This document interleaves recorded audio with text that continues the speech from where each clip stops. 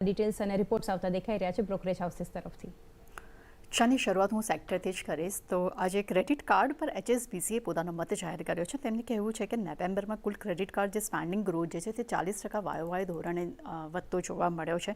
તે સામે ઓક્ટોબરમાં કુલ જે ક્રેડિટ કાર્ડ સ્પેન્ડિંગ ગ્રોથ જે MOM ધોરણે લગભગ 10%નો ઘટાડો તેમાં જોવા મળ્યો હતો, પરંતુ ઇસ્યુ કરેલા જે કાર્ડ છે તેમાં 41% હિસ્સો જે છે તે HDFC બેંક અને ICICI બેંકનો જોવા મળ્યો છે। અને જે મોટા કાર્ડ ઇસ્યુઝ કર્યા છે તેમાં એને કારણે કરીને HDFC બેંક અને ઇન્ડસઇન્ડ બેંકનો માર્કેટ શેર જે છે તેમાં ગ્રોથ જોવા મળ્યો છે, પણ બીજી તરફ ICICI બેંક અને એક્સિસ બેંક અને SBI કાર્ડ છે તેમાં જે માર્કેટ શેર છે તે ઘટતા જોવા મળ્યા છે। ત્યાં બીજી તરફ ક્રેડિટ કાર્ડ પર જેફરીઝે પણ પોતાના મત જાહેર કર્યા છે। તેમના મતે નવેમ્બરમાં ક્રેડિટ કાર્ડ જે સ્પેન્ડિંગ ગ્રોથ 40% વાય ધોરણે જોવા મળ્યો છે, સાથે જ ક્રેડિટ કાર્ડ OS ગ્રોથ જે છે તે 19% વધતો જોવા મળ્યો છે। અને SBI કાર્ડમાં ખાસ કરીને CIF ગ્રોથ જે છે તે 17% વાય ધોરણે વધ્યો છે અને તેમનો સ્પેન્ડિંગ ગ્રોથ પણ 50% વધતો જોવા મળ્યો છે। અને SBI કાર્ડનો ઓનલાઈન જે ખર્ચનો હિસ્સો જે છે તે લગભગ 21% પર તે સ્ટેબલ રહ્યો છે, ત્યાં સ્થિરતા જોવા મળી રહી છે। અને વાય ધોરણે YTD અને YTD FY24 અને નવેમ્બરમાં SBI કાર્ડનો ખર્ચ જે છે તે બીજા સ્થાન પર પહોંચતો જોવા મળ્યો છે। અને ખાસ કરીને HDFC બેંક RBL બેંકનો જે સ્પેન્ડિંગ જે શેર્સ છે તે MOM ધોરણે ત્યાં એક સારો એવો ગ્રોથ જોવા મળ્યો છે, પણ બીજી તરફ નવેમ્બરમાં ICICI બેંક એક્સિસ બેંકનો જે સ્પેન્ડિંગ જે શેર્સ જે છે તેમાં MOM ધોરણે થોડો ઘટાડો જોવા મળ્યો છે। એટલે ખાસ કરીને તેઓ HDFC બેંકને લઈને અને થોડાક પોઝિટિવ જોવા મળી રહ્યા છે અને SBI કાર્ડને લઈને પણ એક પોતાનો પોઝિટિવ વ્યૂ તેમણે આપ્યો છે।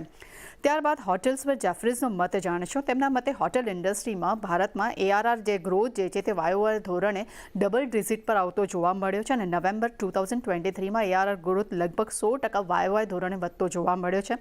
અને જે ઓક્યુપન્સી છે તેમાં 460 બેઝિસ પોઈન્ટનો ઘટાડો વાય ધોરણે જોવા મળ્યો છે। એટલે હોટલને લઈને થોડા પોઝિટિવ વ્યૂ તેઓ બનાવી રહ્યા છે।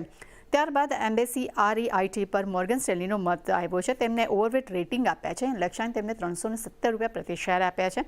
તેમના મતે કંપની એમાં બ્લેકસ્ટોને જે લગભગ 23.6% હિસ્સો જે વેચ્યો છે એને કારણે કંપનીને એક સારો એવો ગ્રોથ મળી શકે છે અને કંપનીનું વોલ્યુમ ગ્રોથમાં પણ એક સારો એવો ઉછાળો આવવાની પણ તેઓ અપેક્ષા રાખી રહ્યા છે।